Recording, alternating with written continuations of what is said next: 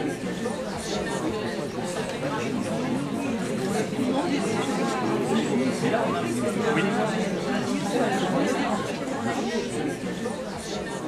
voudrais vous dire bonjour d'abord à toutes, à tous. Ça doit être la 327e fois que je viens à Brest. En fait, je me suis rendu compte que je passais mon temps avec le papier, et pas seulement en lisant, mais en écrivant, puisque j'écris depuis mon plus jeune âge. Et donc, je passais mon temps à écrire sur une matière dont j'ignorais tout.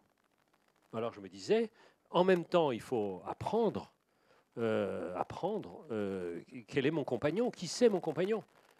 Donc je me suis dit qu'il y avait une sorte de conjugalité dans cette affaire, c'est-à-dire que je vivais avec quelqu'un sans le connaître, et avec mon optimisme inouï, je me suis dit qu'il y avait de l'espoir dans cette conjugalité, c'est-à-dire plus je connaîtrais le papier, plus je l'aimerais. Et en fait, ça m'a beaucoup frappé parce qu'il y a déjà un certain nombre de gens qui ont lu le livre, et ils sont comme moi, c'est-à-dire tout le monde utilise du papier, on est entouré de papier, et personne ne sait, en gros, d'où il vient, quelle est son histoire et à quoi il sert. Ce qui s'est passé, c'est que le premier petit livre que j'ai fait sur ce thème et avec cette non-méthode, c'est-à-dire le coton, a eu un grand succès. Et à ce moment-là, j'ai reçu mon éditeur, Jean-Marc Roberts, le patron de stock qui était chez Fayard à l'époque, m'a demandé de venir le voir et il m'a dit cette phrase absolument folle que j'aurais jamais osé attendre. Il m'a dit, à partir de maintenant, tu vas où tu veux, je paye. Ce qui est quand même la phrase inouïe. Et évidemment, c'est le rêve des grands reporters, mais les journaux n'ont plus les moyens d'offrir ce grand reportage.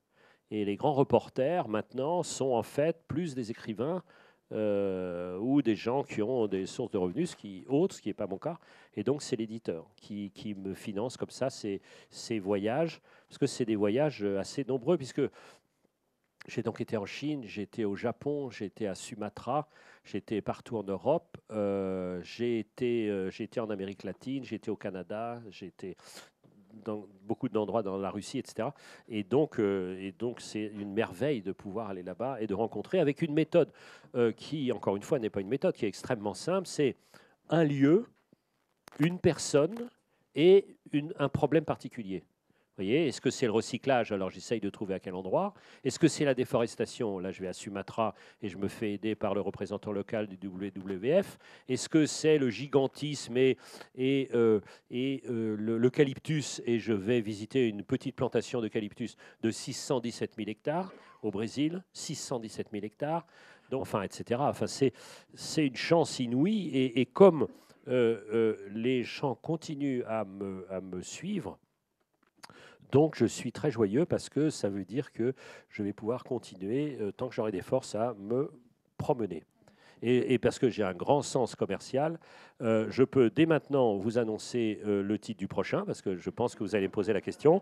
Et vous pouvez le réserver à Dialogue, parce que vous aurez évidemment une réduction, parce que vous contribuerez au voyage. Ça sera l'avenir de la mer. C'est vrai que j'ai calculé de la quantité de bois nécessaire pour fabriquer le tirage du Goncourt. Et j'ai vu que c'était 240 tonnes. Donc, avant le poche. Donc, je me suis dit, mais c'est terrible, toi, tu es un ennemi des forêts. Et alors, j'ai vu à ce moment-là, de différents points, qu'il y avait des forêts très mal gérées, même dévastées, comme justement en Indonésie. Et puis, il y avait des forêts qui sont bien gérées, c'est-à-dire on utilise du bois, mais on replante. En général, en Europe, elles sont bien gérées. Et puis, il y a des forêts, plus ou moins, on peut discuter, etc. Mais enfin, globalement, elles sont bien gérées. Mais ce qui est intéressant quand vous regardez l'histoire du papier, c'est que vous voyez qu'il y a une progression très régulière de recyclage du papier. On peut faire encore beaucoup mieux, mais l'année dernière, on a calculé que plus d'un papier sur deux venait d'un ancien papier, venait d'une vieille fibre de laquelle qu'on réutilisait. Ce qui fait que le papier est de toutes les matières le produit qu'on recycle le plus. Le papier est très intéressant parce que le papier, en fait, par sa nature même, une matière recyclée. Puisque qu'est-ce que c'est le papier? C'est une soupe. C'est une soupe dans laquelle on a mis au début des vieux textiles, des écorces de mûrier, des vieux filets de pêche, et puis on a broyé, on a tourné, et puis après on a retiré l'eau dans laquelle on avait mis tous ces ingrédients. Donc c'est une soupe qu'on assèche. C'est ça le papier. Donc après, il a manqué de matières premières, d'où l'expression guerre de chiffonnier, puisque les moulins n'avaient pas assez de matières premières, pas assez de chiffons, donc les chiffonniers se battaient entre eux. C'est vrai qu'il y a 3 catégories de papier. Il y a le papier qui est le papier graphique pour les livres, pour les magazines. Celui-là a une certaine tendance à descendre, mais il se tient plutôt bien. Il y a la deuxième catégorie de papier, c'est ce qui sert à l'emballage. Celui-là dépend de la conjoncture économique. Quand il y a une croissance, on emballe beaucoup. Et puis, quand il y a moins de croissance, on emballe moins. Et puis, il y a des papiers qui explosent. Ce sont tout ce qu'on appelle les tissus, c'est-à-dire les Kleenex, c'est-à-dire les sopalins, c'est-à-dire tous ces machins-là. Alors là, ça monte à toute vitesse. Et comme ces papiers-là n'ont besoin que de fibres courtes, parce que ce n'est pas des papiers qui ont besoin de beaucoup de résistance, ça va très très bien avec l'eucalyptus. Et l'eucalyptus est un arbre dont je pensais qu'il était nul. Et donc j'ai regardé des agronomes et ils m'ont dit pas du tout, pas du tout. C'est que tout dépend. On peut très bien dire il faut moins de papier, tout ça. Mais si on veut du bois qui permet de faire ce papier-là, l'eucalyptus est d'une productivité incroyable.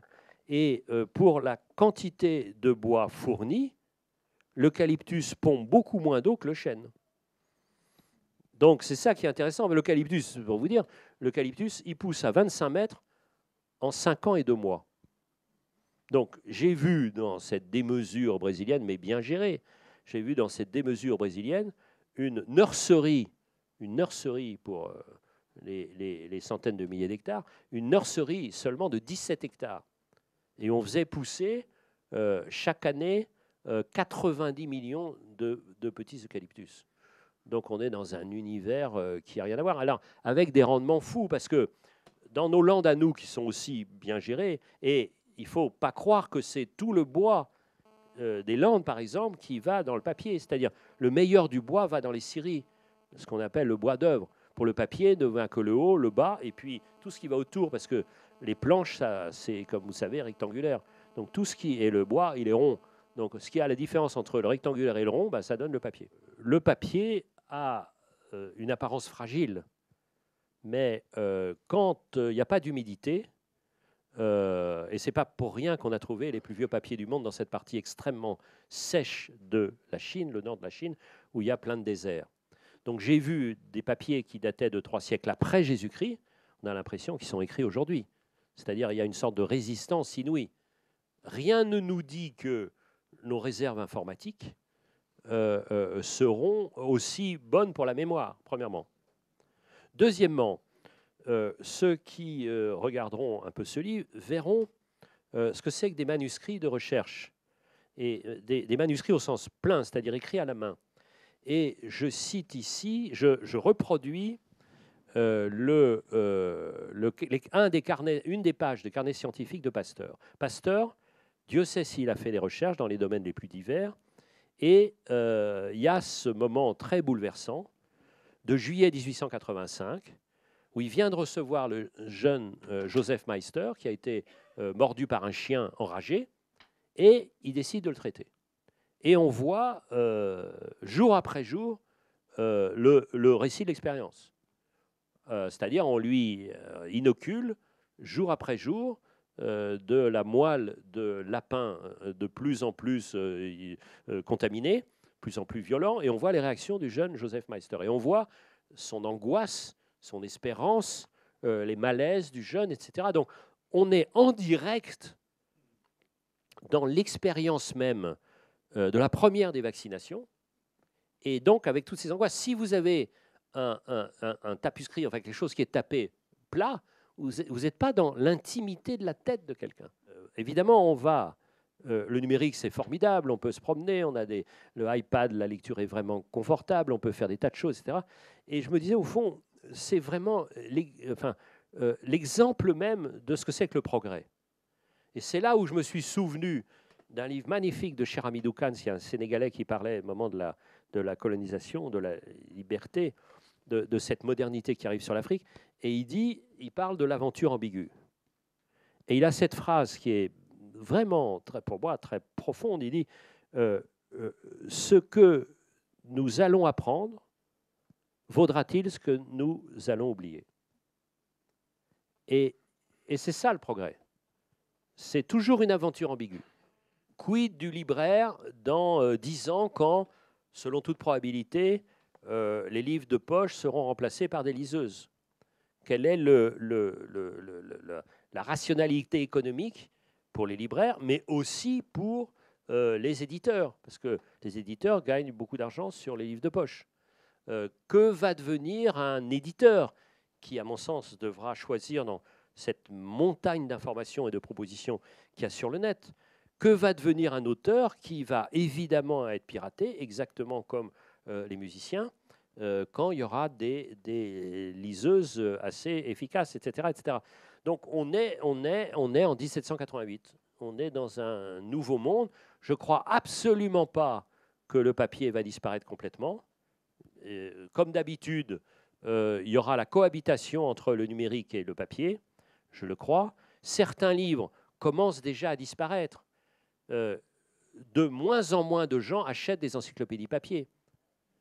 Le plus logique, c'est d'avoir une encyclopédie numérique et quand on a besoin de tel ou tel article, on imprime juste ça.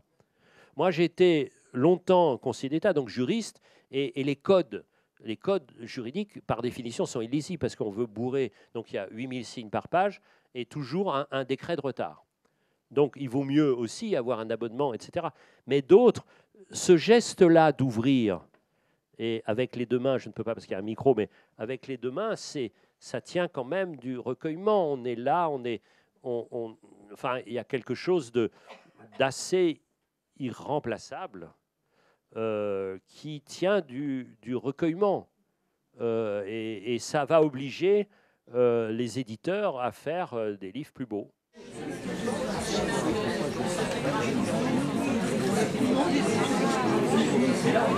Oui.